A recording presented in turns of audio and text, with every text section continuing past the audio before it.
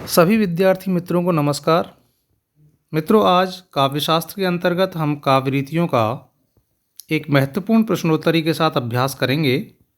निश्चित रूप से इस प्रश्नोत्तरी से काव्य रीतियों का विवेचन, लक्षण एवं उदाहरणों की समझ विकसित होगी। उम्मीद है इससे आपका आत्मविश्वास भी बढ़ेगा और तैयारी भी मजबूत होगी। मित्रों, काव्य रीति से संबंधित इस महत्वपूर्ण प्रश्नोत्तरी को हल करने से पहले काव्य रीतियों का सामान्य सा परिचय प्राप्त करना अत्यंत आवश्यक है। भारतीय काव्यशास्त्र के इतिहास में 6 संप्रदाय हुए और उन संप्रदायों में सबसे प्राचीन संप्रदाय रस संप्रदाय या रस सिद्धांत है। इन्हीं संप्रदायों या सिद्धांतों में एक संप्रदाय है रीति संप्रदाय, जिसके प्रवर्तक आचार्य वामन हैं, जिनका समय 8वीं शताब्दी है और इनके एक महत्वपूर्ण ग्रंथ का नाम है काव्यालंकार सूत्रवृत्ति। मित्रों, आचार्य वामन रीति को काव्य की आत्मा मानते हैं। वो कहते हैं कि रीतिरात्मा काव्यस्य। रीति शब्द का अर्थ क्या है? रीति शब्द की व्युत्पत्ति कुछ इस तरह से की गई है, रीयते गम्यते अनेन इति रीति, अर्थात वह मार्ग जिसके द्वारा गमन किया जाए। कवि गमन मार्ग को ही रीति कहा गया है। काव्यशास्त्र में रीति के लिए अन्य शब्द भी प्रयुक्त हुए हैं, जैसे काव्य मार्ग, काव्य पथ, काव्य रीति। अन्य नाम जैसे आचार्य मम्मट ने वृत्ति शब्द का प्रयोग, दंडी ने मार्ग का प्रयोग, भरत मुनि नाट्यशास्त्र में प्रवृत्ति शब्द का प्रयोग करते हैं आदि। मित्रों, रीति निरूपक आचार्यों में वामन की देन सर्वाधिक है, क्योंकि इन्होंने रीति के संबंध में सर्वाधिक सामग्री प्रस्तुत की है और रीति को काव्य की आत्मा भी माना है। ये बात अलग है कि इनकी धारणा आगे चलकर स्वीकृत नहीं हुई, लेकिन इनसे पूर्व भरत, भामह और दंडी ने भी रीति विषयक सामग्री प्रस्तुत की है। वामन के परवर्ती आचार्य उद्भट, रुद्रट, आनंदवर्धन, कुंतक, अग्निपुराणकार, भोजराज, मम्मट, आचार्य विश्वनाथ, इन्होंने भी रीति का साक्षात या कहें प्रकारांतर से निरूपण किया है, लेकिन विषय की सहजता और उपादेयता की दृष्टि से मम्मट और आचार्य विश्वनाथ का प्रतिपादन अत्यधिक महत्वपूर्ण है। आचार्य मम्मट और विश्वनाथ पर आचार्य आनंदवर्धन का भी स्पष्ट रूप से प्रभाव देखा जा सकता है। मित्रों, जो रीति सिद्धांत है, इसका खंडन भी खूब हुआ। वामन के पश्चात वामन सम्मत रीति का किसी ने अनुमोदन और अनुकरण नहीं किया और न ही इसकी समृद्धि में किसी का योगदान रहा। वामन के दृष्टिकोण को समझने समझाने का कोई प्रयास भी नहीं किया गया, बल्कि इसके विपरीत रीति सिद्धांत की उपेक्षा ही की गई। आनंदवर्धन ने तो यहां तक कह दिया कि वही ध्वनि जैसे अवर्णनीय काव्य तत्व को समझने में जो लोग असमर्थ हैं, उन्होंने ही काव्य शास्त्रीय जगत में रीतियां चला दी। तो आचार्य कुंतक ने भी इसकी उपेक्षा की और कहा, तद अलम अनेन निस्सार वस्तु परिमल व्यसनेन, अर्थात अजी हटाओ भी कौन रीति जैसी निस्सार वस्तु के साथ अपना मगज खपाए। खैर, आचार्य भरत मुनि ने अपने नाट्यशास्त्र में प्रवृत्ति शब्द का प्रयोग किया। 4 प्रवृत्तियां बताईं, जिसकी चर्चा हम पूर्व में कर चुके हैं। सर्वसम्मत मत में काव्य रीतियां 3 हैं। आचार्य वामन ने 3 काव्य रीतियां बताईं, वैदर्भी रीति, गौड़ी रीति, पांचाली रीति। आचार्य मम्मट ने इसके लिए वृत्ति शब्द का प्रयोग किया। 3 वृत्तियां बताईं, उपनागरिका वृत्ति, परुषावृत्ति, कोमलावृत्ति। आचार्य कुंतक, इन्होंने 3 मार्ग बताए, सुकुमार मार्ग, विचित्र मार्ग, मध्यम मार्ग। तो आचार्य आनंदवर्धन ने, रुद्रट ने समासों के आधार पर इनका विभाजन किया। आचार्य आनंदवर्धन संघटना शब्द का प्रयोग करते हैं। विश्वनाथ पद संघटना शब्द का प्रयोग करते हैं, जिसकी चर्चा हम पूर्ववत कर चुके हैं।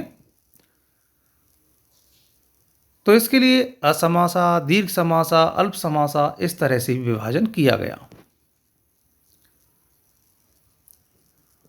आचार्य वामन ने 10 शब्दगत और 10 अर्थगत काव्य गुण बताए। आचार्य दंडी ने भी 10 काव्य गुण बताए। आचार्य भरत मुनि ने भी 10 काव्य गुण बताए। और गणपत चंद्र गुप्त जी के अनुसार आचार्य भोजाज ने तो काव्य गुणों की संख्या 72 तक पहुंचा दी। खैर, आचार्य मम्मट का मत काव्य गुणों को लेकर के सबसे महत्वपूर्ण है। त्रिगुणवाद की स्थापना उनके द्वारा हुई। सभी काव्य गुणों को 3 गुणों के अंतर्गत समाहित कर दिया। 3 काव्य गुण बता दिए, माधुर्य गुण, ओज गुण और प्रसाद गुण। इस सामान्य से परिचय के साथ आइए हम पहले प्रश्न पर आते हैं। पहला प्रश्न है, निम्न में संगत कथन है।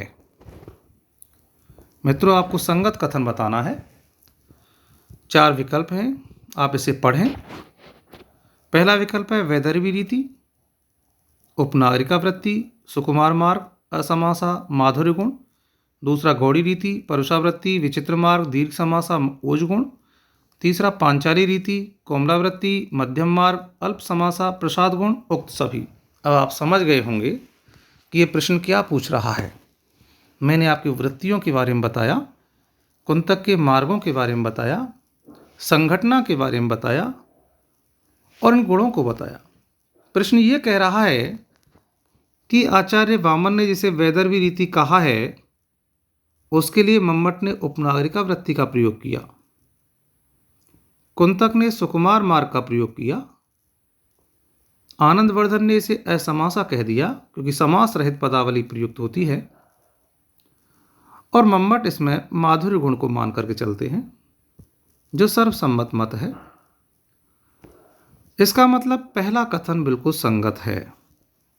वैदर्भी रीति के लिए ही उपनागरिका वृत्ति है, इसी के लिए सुकुमार मार्ग है, इसी के लिए असमासा शब्द है और यही माधुर्य गुण से संबंधित है। तो पहला कथन संगत है। दूसरा कथन गौड़ी रीति, इसका संबंध परुषावृत्ति से है, ये विचित्र मार्ग है, दीर्घ समासा है, ये दीर्घ सामासिक पदावली का प्रयोग होता है, इसका संबंध ओज गुण से है, ये ओज गुण विषयक है, ओज गुण पर आधारित है। इसका मतलब दूसरा विकल्प भी सही है। तीसरा पांचाली रीति, जिसे कोमलावृत्ति कहा गया, मध्यम मार्ग कहा गया, अल्प समासा है और प्रसाद गुण से संबंधित है। इसका मतलब ये कथन भी संगत है। इसमें चारों ही कथन संगत होने से चौथा विकल्प बिल्कुल सही है। अगला प्रश्न,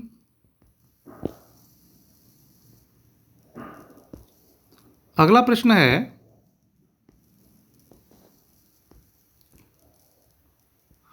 काव्यशास्त्र में रीति से तात्पर्य है। जैसा कि मैंने अभी बताया आपको, काव्यशास्त्र में रीति के लिए काव्य रीति शब्द का प्रयोग हुआ है, काव्य मार्ग का भी हुआ है, काव्य पथ शब्द का प्रयोग भी हुआ है। उक्त सभी। बिल्कुल आसान सा प्रश्न है। अगला प्रश्न,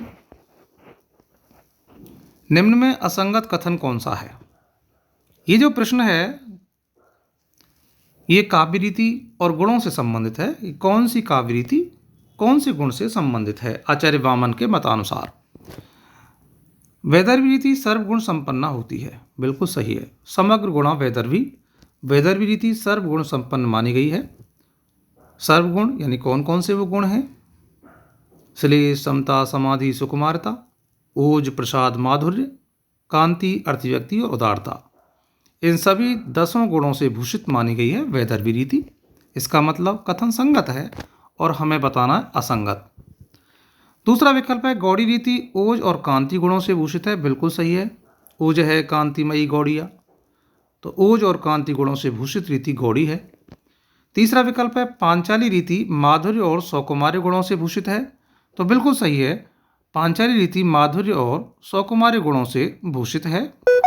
आचार्य वामन ने कहा है माधुर्य सौकुमार्योपपन्ना पांचाली, यानी कि पांचाली रीति माधुर्य और सौकुमार्य गुणों से भूषित होती है। अब प्रश्न ये है कि निम्न में असंगत कथन कौन सा है। तो ये भी संगत हो गया, ये भी संगत हो गया, ये भी संगत हो गया, कोई सा असंगत है ही नहीं। इसका मतलब चौथा विकल्प है उक्त में से कोई नहीं। ये सही आंसर हो जाएगा चौथा, उक्त में से कोई नहीं। अगला प्रश्न देखते हैं अब। अगला प्रश्न है, निम्न में वैदर्भी रीति से संबंधित संगत कथन बताना है। मित्रों, इन चीज़ों का बहुत ध्यान रखना है आपको कि संगत कथन पूछ रहा है या असंगत कथन पूछ रहा है। इन बातों पर गौर करना होगा आपको, नहीं तो सब कुछ आते हुए भी प्रश्न गलत हो जाएगा। तो हमें संगत कथन चयन करना है। पहला विकल्प है कि वैदर्भी रीति में समास रहित पदावली प्रयुक्त होती है। बिल्कुल सही है, हमने पढ़ा है समास रहित पदावली का प्रयोग होता है, इसमें असमासा है। इसमें सुकुमार वर्ण योजना होती है, ये बात भी बिल्कुल सही है, सुकुमार वर्ण योजना है। वैदर्भी रीति को वीणा के स्वरों के समान मधुर बताया आचार्य वामन ने। टवर के वर्णों का प्रयोग नहीं होता, संयुक्त अक्षरों का प्रयोग नहीं होता, द्वित्व अक्षरों का प्रयोग नहीं होता, तो ये विकल्प सही है। इसमें टवर के वर्णों और संयुक्त अक्षरों का अभाव होता है। बिल्कुल सही है, अभाव होता है, प्रयोग नहीं होता, होता भी है तो ना के बराबर होता है। तो संगत कथन में ये तीनों ही संगत हैं, इसका मतलब उक्त सभी, इसमें भी चौथा विकल्प बिल्कुल सही है। अगला प्रश्न देखते हैं। अगला प्रश्न है, पद संघटना रीति अंग संस्था विशेषवत। मित्रों, बहुत इंपॉर्टेंट प्रश्न है, पहले पूछे गए हैं इस तरह के प्रश्न, आगे भी पूछे जाएंगे, इस तरह के कथन पूछे जाते हैं। पद संघटना रीति ही अंग संस्था विशेषवत, अर्थात पद संघटना रीति है। आचार्य विश्वनाथ का कथन है, रीति कहते हैं पद संघटना को, यह अंग संस्था के समान है, अर्थात काव्य पुरुष रूपक में इसकी स्थिति शरीर के अवयवों की बनावट के समान है और इसी रूप में रहकर वह रस का उपकार भी करती है। इसीलिए उन्होंने कहा है कि पद संघटना रीति अंग संस्था विशेषवत रसादि नाम उपकरती, यानी पद संघटना को रीति कहते हैं और ये अंग संस्था के समान है, अर्थात काव्य पुरुष रूपक में इसकी स्थिति शरीर के अवयवों की बनावट के समान है और इसी रूप में रहकर ये रस का उपकार भी करती है। तो ये कथन किसका हो गया? आचार्य विश्वनाथ का। बहुत इंपॉर्टेंट कथन है, क्योंकि पद संघटना को रीति कहते हैं, यह अंग संस्था के समान बताई गई है, यानी काव्य पुरुष रूपक में इसकी स्थिति शरीर के अवयवों की बनावट के समान है और ये रस का उपकार करती है। इसीलिए कहा है आगे, उपकर्त्री रसादि नाम, रस आदि का उपकार करती है। अगला प्रश्न है, निम्न में गौड़ी रीति से संबंधित संगत कथन बताना है। इसमें दीर्घ सामासिक पदावली प्रयुक्त होती है। दूसरा कथन, टवर के वर्णों और संयुक्त अक्षरों का प्रयोग होता है। तीसरा, यह रौद्र वीर बीभत्स आदि कठोर रसों का उपकार करती है। उक्त सभी। तो गौड़ी रीति को दीर्घ समासा कहा गया है, तो दीर्घ सामासिक पदावली प्रयुक्त होती है, संगत कथन है। टवर के वर्णों और संयुक्त अक्षरों का प्रयोग इसमें होता है, ये भी बिल्कुल सही है। रौद्र वीर बीभत्स आदि कठोर रसों का उपकार ये करती है, ये कथन भी बिल्कुल सही है। इसका मतलब चारों ही कथन संगत हो गए। मित्रों, वैदर्भी रीति मुख्य रूप से श्रृंगार रस, गौड़ी रीति में मुख्य रूप से रौद्र रस, वीर रस। यूं तो रौद्र रस, वीर रस, बीभत्स रस, भयानक रस इसमें आते हैं। वैदर्भी रीति मुख्यतः श्रृंगार रस, यूं उसमें हास्य रस और करुण रस भी आ जाता है। और जो हमारी पांचाली रीति है उसमें मुख्यतः शांत रस माना गया है। तो गौड़ी रीति से संबंधित ये सभी कथन सत्य हैं, चौथा विकल्प सही हो जाएगा। अगला प्रश्न है, विशिष्ट पद रचना रीति विशेषो गुणात्मा। ये कथन भी बहुत इंपॉर्टेंट है। विशिष्ट पद रचना रीति विशेषो गुणात्मा, ये कथन आचार्य वामन का है कि भाई विशिष्ट पद रचना को ही रीति कहा गया है और यह विशिष्ट का तात्पर्य गुणों से है। विशिष्ट का तात्पर्य गुणों से है। इसे इस तरह से भी कहा जा सकता है कि गुण वैशिष्ट से युक्त पद रचना का नाम रीति है। गुण वैशिष्ट से युक्त पद रचना का नाम रीति है। इसे इस तरह से भी कहा जा सकता है। अगला प्रश्न है, निम्न में से किसने रीति की अवधारणा को कवि स्वभाव के रूप में ग्रहण किया है? इंपॉर्टेंट प्रश्न है। रीति की अवधारणा को कवि स्वभाव के रूप में ग्रहण करने वाले आचार्य, विकल्प हैं आचार्य आनंदवर्धन, आचार्य कुंतक, आचार्य राजशेखर, आचार्य वामन। तो मित्रों, कवि स्वभाव के रूप में रीति की अवधारणा को ग्रहण करने वाले आचार्य कुंतक हैं। आचार्य कुंतक रीति की अवधारणा को कवि स्वभाव के रूप में ग्रहण करते हैं। उनके अनुसार रीति कवि मार्ग है और कवि जनों के स्वभाव क्रम से इसका ग्रहण होता है। यदि उनके शब्दों में कहा जाए तो कवि स्वभाव भेदत्वात् मार्ग है, अर्थात ये कवि स्वभाव है। रीति की अवधारणा को कवि स्वभाव के रूप में ग्रहण करने वाले आचार्य कुंतक हो गए। बहुत इंपॉर्टेंट प्रश्न है। अगला प्रश्न देखते हैं। रीतिरात्मा काव्यस्य कथन है, इसकी चर्चा पहले हो चुकी है। 4 विकल्प हैं आचार्य भोजराज, आचार्य अभिनवगुप्त, आचार्य राजशेखर, आचार्य वामन। तो इसमें सही आंसर कौन सा हो जाएगा? आचार्य वामन। मैंने बताया आचार्य वामन ने 8वीं शताब्दी में रीति सिद्धांत का प्रवर्तन किया। इनके प्रसिद्ध ग्रंथ का नाम काव्यालंकार सूत्रवृत्ति है, जिसमें ये रीति को काव्य की आत्मा मानते हैं और इन्होंने स्पष्ट कहा है रीतिरात्मा काव्यस्य, रीति ही काव्य की आत्मा है। अगला प्रश्न, शब्द संघटना धर्मा रीति, ये कथन किसका है? शब्द संघटना धर्मा रीति ही। विकल्प हैं आचार्य सिंह भूपाल, आचार्य अभिनवगुप्त, आचार्य राजशेखर, आचार्य वामन। तो मित्रों, शब्द संघटना धर्मा रीति की जो कथन है, ये आचार्य अभिनवगुप्त का कथन है। आचार्य अभिनवगुप्त शब्द संघटना के स्वभाव को भी स्पष्ट करते हैं और वे शब्द संघटना के स्वभाव को स्पष्ट करते हुए इसे दीप्त, ललित और मध्य, इन 3 भागों में विभक्त करते हैं। शब्द संघटना का ये स्वभाव गुण संपर्क से उत्पन्न होता है, तो गुणों की महत्ता इन्होंने भी स्पष्ट की है। अगला प्रश्न है,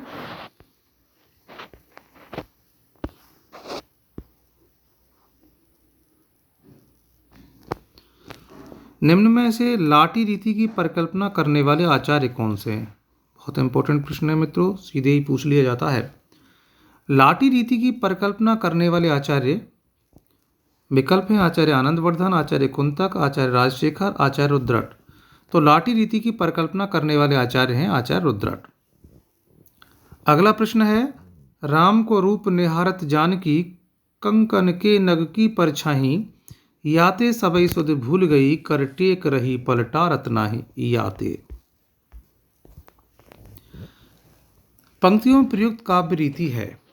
अब मित्रों, हमें काव्य रीतियों की पहचान करनी है। हम जानते हैं कि ये पंक्तियां श्रृंगार रस से परिपूर्ण पंक्तियां हैं। राम को रूप निहारत जानकी, कंकन के नग की परछाई, याते सबई सुध भूल गई, कर टेक रही पलटा रत्नाही। मित्रों, तुलसीदास जी की पंक्तियां हैं, बहुत ही अच्छी पंक्तियां हैं। राम को रूप निहारत जानकी, कंकन के नग की परछाई, याते सबई सुध भूल गई, कर टेक रही पलटा रत्नाही। तुलसीदास जी श्री राम के और माता जानकी के रूप का वर्णन कर रहे हैं। श्री राम जी दूल्हे रूप में हैं और सीता जी दुल्हन के रूप में हैं। समस्त सुंदर स्त्रियां मिलकर के गीत गा रही हैं। इस अवसर पर श्री जानकी जी के हाथ के कंगन के नग में पड़ी हुई श्री राम जी की परछाई बड़ा उदात्त रूप ले लेती है। माँ जानकी अपने स्वामी श्री राम के रूप को निहारना चाहती हैं, लेकिन निहारें तो कैसे निहारें, क्योंकि वहां पर लोगों की भीड़ है, अन्य स्त्रियां हैं, ब्राह्मण आदि हैं, परिजन हैं, तो कैसे देखें। तो माता जानकी के हाथ में जो कंगन है और उस कंगन में जड़ा हुआ जो नग है, उस नग में प्रभु श्री राम के मुख का प्रतिबिंब पड़ रहा है। माँ जानकी के हाथ में वरमाला है, इधर श्री राम के हाथ में भी वरमाला है। माँ जानकी प्रभु श्री राम के गले में वरमाला पहनाना चाहती हैं, लेकिन वो पहले अपने स्वामी के रूप माधुरी के दर्शन करना चाहती हैं और उस नग में वो प्रभु श्री राम के मुखारविंद को देख रही हैं। मुखारविंद को देखते देखते वो इतनी मग्न हो जाती हैं कि उनकी आंखों की पुतलियां स्थिर हो जाती हैं। तो कितने उदात्त रूप का चित्रण यहाँ किया गया है गोस्वामी तुलसीदास जी के द्वारा। तो श्रृंगारिकता है मित्रों, और जहाँ श्रृंगार रस होता है वहाँ रीति कौन सी होती है? वैदर्भी रीति। तो यहाँ तीसरा विकल्प बिल्कुल सही है, वैदर्भी रीति। अगला प्रश्न है मित्रों, उठो धरा के अमर सपूतो, पुनः नया निर्माण करो, जन जन के जीवन में फिर से नई स्फूर्ति नव प्राण भरो। मित्रों, इन पंक्तियों में संयुक्ताक्षर भी हैं, सामासिक पद भी है, साथ में ओज गुण का संचार करने वाली पंक्तियां हैं। और जहां ओज गुण होता है वहां पर गौड़ी रीति होती है। उठो धरा के अमर सपूतो, पुनः नया निर्माण करो, जन जन के जीवन में फिर से नई स्फूर्ति नव प्राण भरो।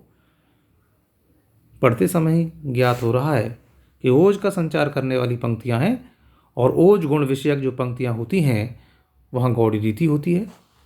गौड़ी रीति है। ये पंक्तियाँ बड़ी प्रसिद्ध पंक्तियाँ हैं, और इन पंक्तियों के जो रचनाकार हैं वो द्वारिका प्रसाद माहेश्वरी हैं। उठो धरा के अमर सपूतो, पुनः नया निर्माण करो, जन जन के जीवन में फिर से नई स्फूर्ति नव प्राण भरो। द्वारिका प्रसाद माहेश्वरी। अगला प्रश्न। अगला प्रश्न है, उस काल मारे क्रोध के तनु कांपने उनका लगा। उस शब्द है, उस काल मारे क्रोध के तनु कांपने उनका लगा, मानो हवा के वेग से सोता हुआ सागर जगा, मुख बाल रवि सम लाल होकर ज्वाल सा बाधित हुआ, प्रलयार्थ उनके मिस वहाँ क्या काल ही क्रोधित हुआ। प्रयुक्त पंक्तियों में, प्रस्तुत पंक्तियों में प्रयुक्त काव्य रीति कौन सी है? मित्रों, मैथिली शरण गुप्त की प्रसिद्ध पंक्तियां हैं। मैथिली शरण गुप्त ने एक कविता लिखी है, अर्जुन की प्रतिज्ञा। उसकी पंक्तियां हैं कि उस काल मारे क्रोध के, यहाँ भी एक काल शब्द है, काल। उस काल मारे क्रोध के तनु कांपने उनका लगा, मानो हवा के वेग से सोता हुआ सागर जगा, मुख बाल रवि सम लाल होकर ज्वाल सा बाधित हुआ, प्रलयार्थ उनके मिस वहाँ क्या काल ही क्रोधित हुआ।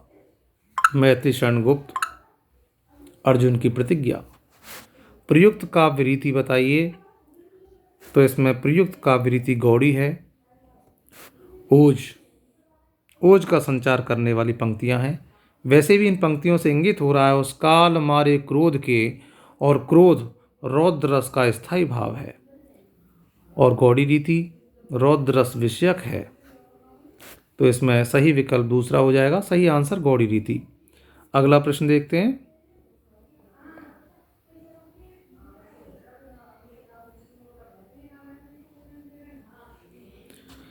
वचन विन्यास क्रमो रीति, ये पंक्ति किसकी है? किसने कहा है वचन विन्यास क्रमो रीति? वचन विन्यास क्रमो रीति। मित्रों, आचार्य राजशेखर का जो रीति विवेचन है वह शुद्ध भाषिक संगठन से नियंत्रित है। वे इसे 3 भागों में विभक्त भी करते हैं, गौड़िया, पांचाली और वैदर्भी। वे अपने कर्पूर मंजरी नाटक में मागधी रीति का भी उल्लेख करते हैं,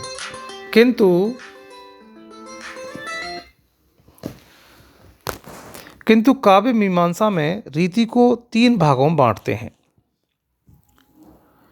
इन्होंने रीति, वृत्ति और प्रवृत्ति, इन तीनों के अलगाव या कहा जाए पार्थक्य के निरूपण में रीति विषयक धारणा को भी स्पष्ट किया है। इनका पार्थक्य स्थापित किया है इन्होंने, इनका अंतर बताया है रीति, वृत्ति और प्रवृत्ति का। इन्होंने कहा है तत्र वेश विन्यास क्रम है प्रवृत्ति, विलास विन्यास क्रमो वृत्ति, वचन विन्यास क्रमो रीति। अर्थात वचन विन्यास क्रम को रीति कहा जाता है। वेश विन्यास क्रम है प्रवृत्ति, अर्थात वेश विन्यास का प्रकार प्रवृत्ति है। दूसरे शब्दों में कहा जाए तो प्रवृत्ति का संबंध वेशभूषा आदि से है। आचार्य भरत मुनि ने प्रवृत्ति शब्द का प्रयोग किया। दूसरा है विलास विन्यास क्रमो वृत्ति।